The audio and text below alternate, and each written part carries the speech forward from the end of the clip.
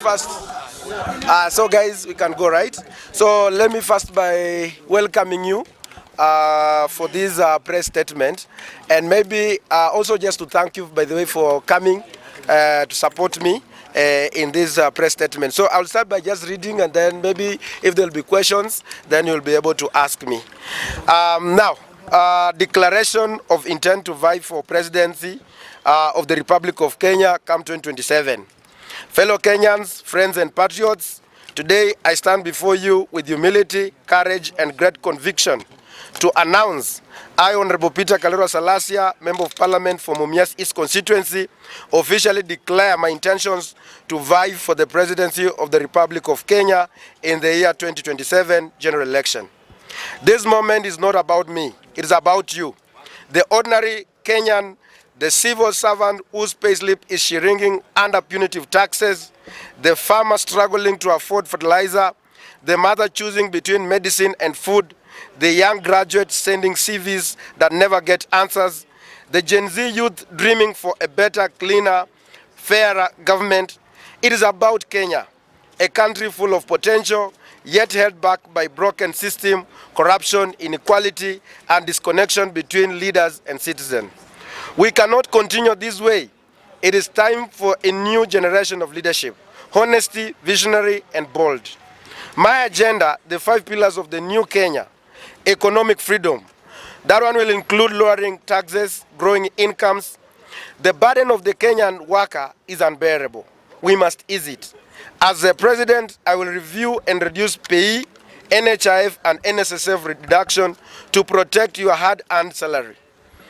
I will expand the tax base through job creation, not overtaxing the few who are employed. Our economic policy will shift from taxation to production and innovation. We must grow the cake before we slice it. No Kenyan should feel punished for working hard. Number 2, universal health care through people-centered SHA. The Social Health Authority, SHA, must not be another burden. It must be a bridge to better health care.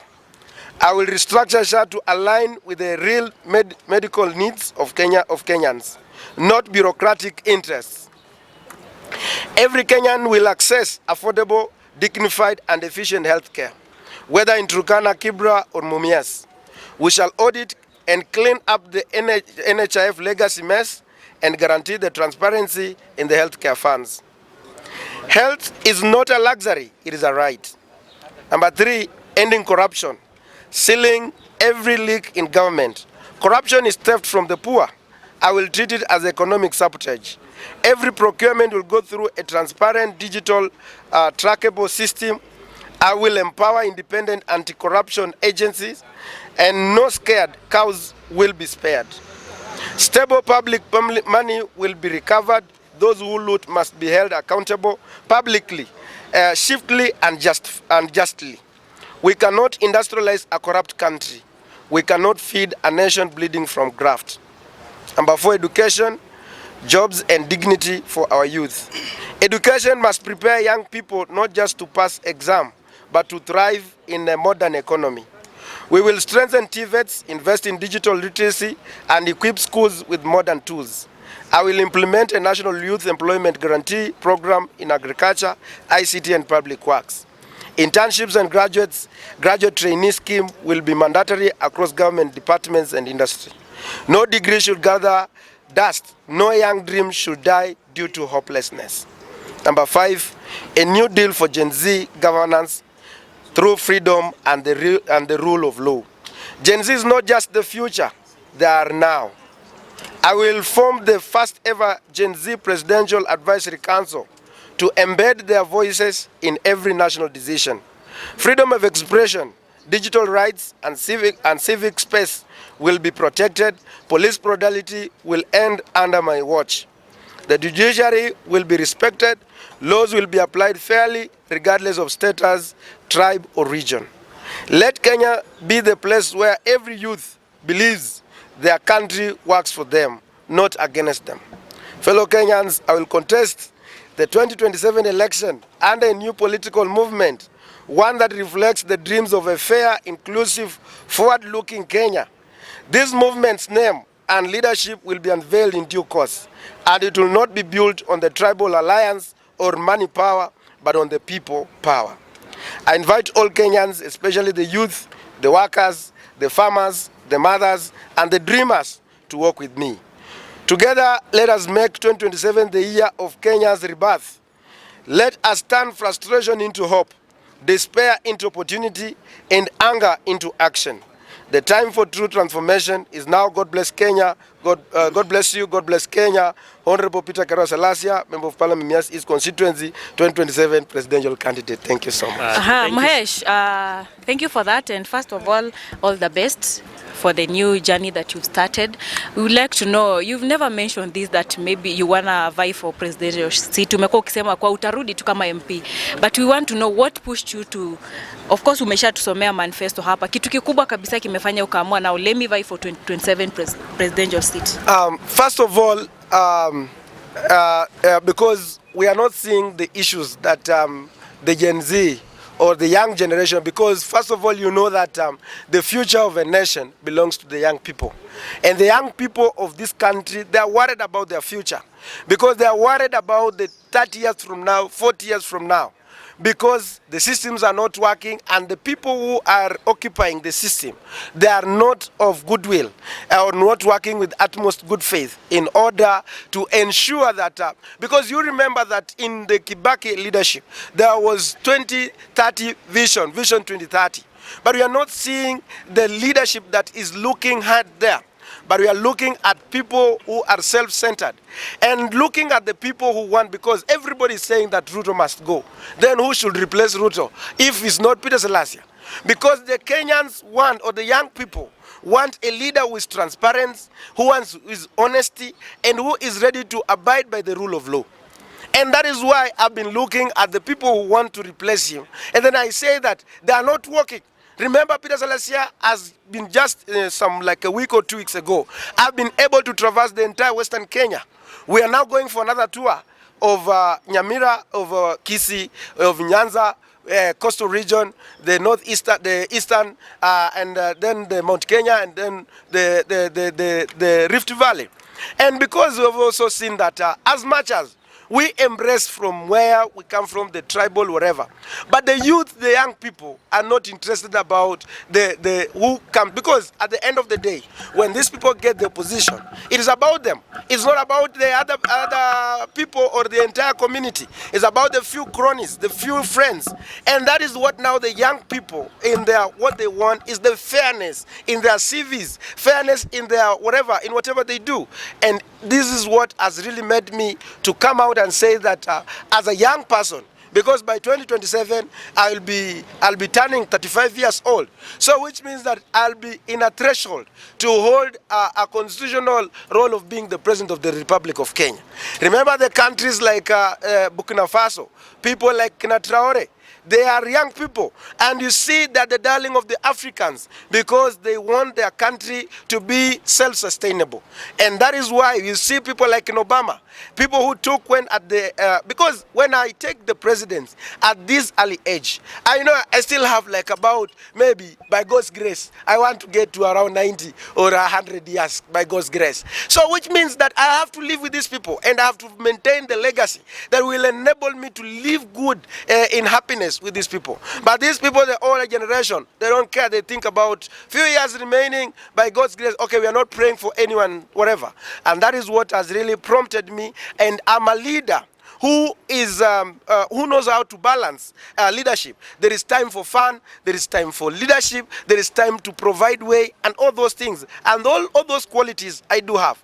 I'm a graduate from the Egerton University, and I did Bachelor of Commerce, Banking and Finance, and I also worked as a banker and I worked as a teller. And even in my history, I never stole money from either. I used to get a salary of 50,000 shillings, and I used to handle every day 30 million. So which means that I'm a person who is self-driven and who has the principle of accountability, principle of transparency in everything. And even for the last like 2 years in my leadership as a member of parliament of Mumias East, you can see when you walk in Mumias East constituency, it is a clear demonstration that despite of whatever we do on social media, because I like playing also, I like making jokes on social media, but I'm a very serious person when it comes to serious matters. And that is why I see I'm the only savior, God-driven, God-sent leader that who can unite this country and bring people. I know there was some anchors that we were passing around when we were saying this community is doing what, but we have healed. We are now ready to bring all the Gen Zs from Nyanza, from Kisiaya, from everywhere, so we can move together. Maybe Honorable Salasya, thank you so much for telling us your intentions. We have had two issues in this country, independence of institutions. I think kuna venye institutions zingine ziko compromised. You have been in bunge. What can you say about that? Is it part of, or is it a priority in your manifesto that yes, institutions have to be free? Part of my key manifesto is to respect the independent bodies. And one of the key reasons why this country is suffering is because the independence of these agencies, government agencies, they have failed, and that's why they cannot do what they're supposed to be doing. And if I'm the president of the Republic of Kenya, I will allow the parliament to do their work, and I will not allow the parliament to come to the state house. I'll be like the king, will be just like, because I will not allow even the parliamentary grouping in the state house. It will be like a simple, the father of everybody, whether it's the opposition, whether it's in the government, supporting the government, they will be all my children. I'm just saying, I'm not my children, but I'm just saying because of the virtue of being the presidency. And I will allow the judiciary to do their work, and it will make my work easy. If I allow judiciary to work, I allow the parliament to work, I allow the Senate to work, I allow the public prosecution to work, I allow all the DCI to do their work, I allow everything to do, I will be enjoying my leadership when I sleep, because I know every institution is doing what they're supposed to be doing. Finally, there has been an issue of debts. Yes. As it stands, tuko na about 11 trillion in debts as a country. What is your focus? How are you going to focus on that? And precisely, maybe hii imekuwa a policy issue that people are supposed to sit down, discuss before they borrow. But as it stands, it looks like it is dominated in a way that somebody can just wake up, take a loan, ama recommend a loan has to be taken. How are you going to handle that when you take power as a president? As a president, like this problem that we are having today was done like in the last government, when they passed a legislation that a government can go ahead and borrow the money even without consulting the National Assembly, and up to a certain level. And this is what has made this country to overborrow. You remember when they came, when His Excellency the President came in, he said that he wants this country to be self-sustainable, whereby we are not going to borrow. We want this country to be like Mali, that it has been able to pay all its debts and has no any debt, because this is something, because you remember, during the Moise era, Moi never used to borrow the money from outside, and that's why you find like despite the fact that the economy was not doing reaching to everybody, but you find like the shilling was very strong, and then the manufacturing was everywhere in this country.